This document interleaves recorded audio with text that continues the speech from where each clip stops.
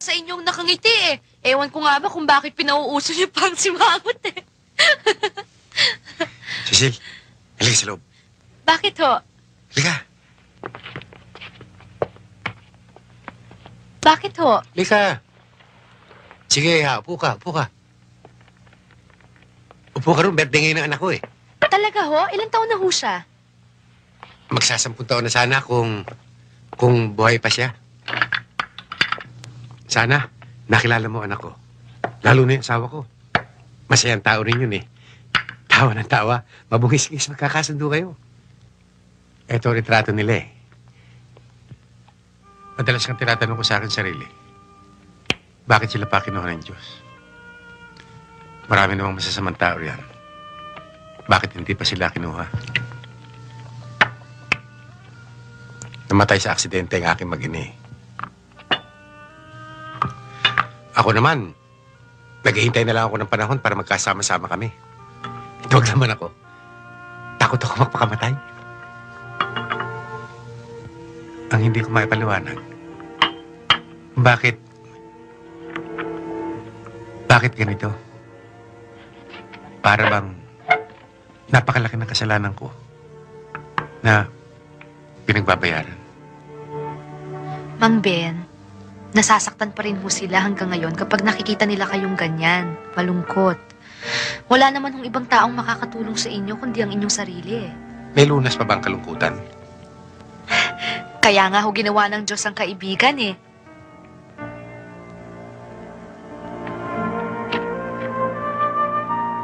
Sindihan natin to. Apa,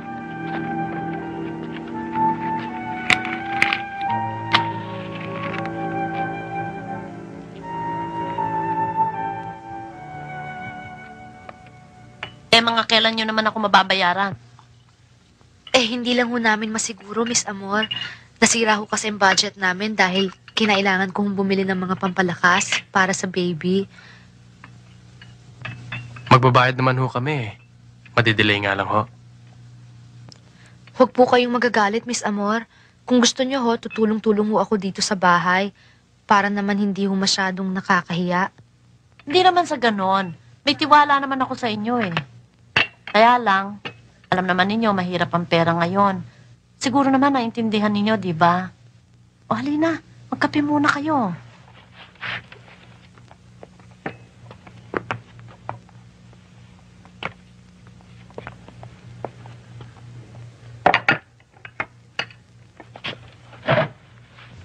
Ito ba kakanin ko? Miski pusa, tatanggihan yan eh. Pasensya ka na, hindi kasi ako nakapamili ng steak. Magkano ba pera natin? Kumbaga sa pagkain, tinga na lang. Di bale. Maghanap pa ako ng iba pang trabaho. Bah, paano pag-aaral mo? Gabi-gabi ka na nga nasa hotel, dadagdagan mo pa.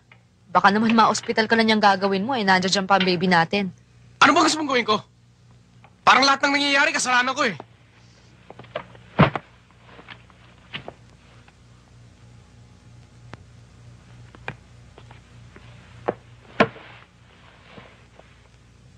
Payagan mo na akong magtrabaho. Kinukuha naman ako ni Mang Ben para katulong niya dun sa panaderya eh. Tapos, kung masyado kang mapagod at maapektuhan ang bata natin, paano yun? Sapat na ba ang ibabayad sa panderya para bayaran ang gagastusin sa ospital?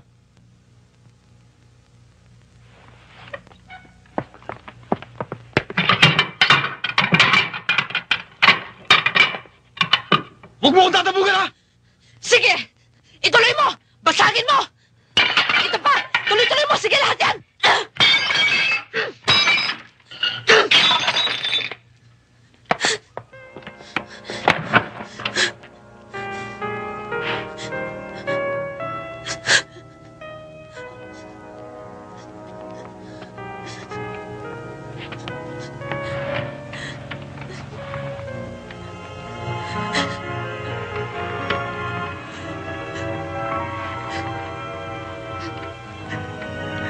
I'm sorry. I'm sorry.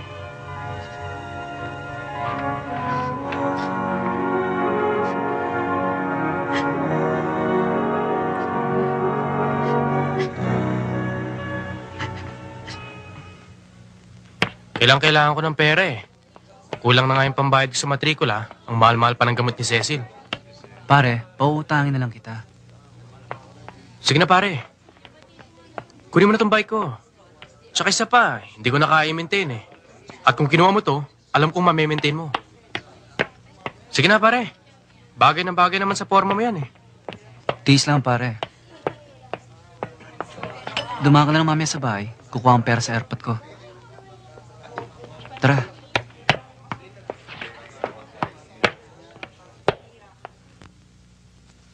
Saan mo nakuha ito? Pinenta ko yung bike kay Joey. Ihanda mo na yung hapunan. Baka malate ako sa hotel. Arnold? Maliligo lang ako. Arnold? Ha? Hayaan mo. Pag nakagaang-gaang tayo ng konti, ibibili kita ng bike. Mas maganda pa kaysa dun sa dati. Nahihirapan ka na rin. Okay lang. Basta alam kong uuwi ka sa akin. Kahit ano na yata matitiis ko. Ano? Luka-luka. Sige na. Handa mo na hapunan. Nagugutom na ako eh.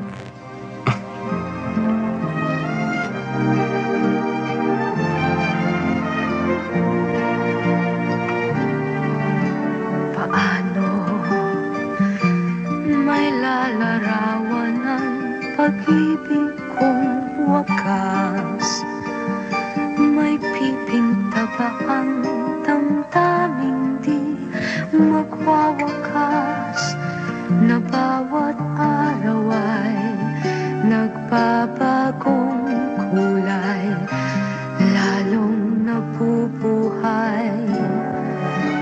Gaano karaming wika ang kakailanganin pa upang sa pagbigkas man lang ay aking maipinta damdaming kay ganda. Dahil sa naroon ka, laging sinasamba. Kulang ba ang mahalin kita magpakailan pa man? Kung kulang pa, kahit sa kabila pa ng walang hanggan, lagi na ako'y kasama mo, matinik mang daan.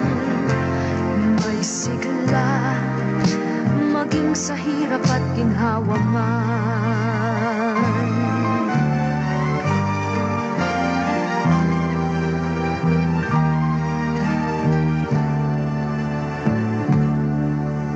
Batid ko, kalaban natin ang mundong mapang-api. Mananatili kang lakas ko araw at gabi. Dito sa aking tabi, walang ikukubli. Mahal kita kasi. Gaano karaming wika ang kakailanganin pa upang sa pagbigkas man lang ay aking maipinta damdaming kay ganda.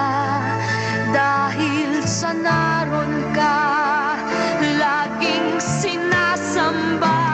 Kulang ba ang mahalin kita magpakailan pa man? Kung kulang pa, kahit sa kabila pa ng walang hanggan, lagi na ako'y kasama mo sa anumang daan. May sigla, maging sa hirap at ginhawa ay laan. Mahal kita, maging sa hirap at ginhawa man. Ayan, ganyan. Kailangan sa'yo, maglalakad ka na maglalakad para ikaw ay magkaroon ng konting exercise. Miss Amor, para akong nakalunok ng pakwan, ano? Ay, nako. Hinihintay ko na lang ang panahon na makakatulog akong nakadapa uli eh. Pangit ba? Alin ang pangit? Ewan ko. Ang tingin ko kasi, Pakiramdam ko, pagka naglalakad ako sa kalye, ang mga tao lahat nakatingin sa akin. Ang laki-laki ko na eh. O paano namang hindi ka lalaki? Wala ka namang ginawa kundi kumain. Pagka naman hindi lumaking parang dambuhalay ang magiging anak mo, ikaw rin ang mahihirapan sa panganganak, baka kala mo. Ay, si Mang Ben. Yan ba, Ben? Sira pala mata, no? Hi, Mang Ben. Hoy, dinala kita ng paborito mong isimada, malalaki. Naku, naku, Mang Ben. Pinaglihi ko yata itong baby ko dyan sa ensaymada eh. Baka bilog na bilog ang mukha nito ah. Kulang na lang budburan ng asukal. Ang laki-laki, no? Kambal yata eh. Aba, hindi malayo magkaganon. Sabi naman sa'yo, sa nagbubuntis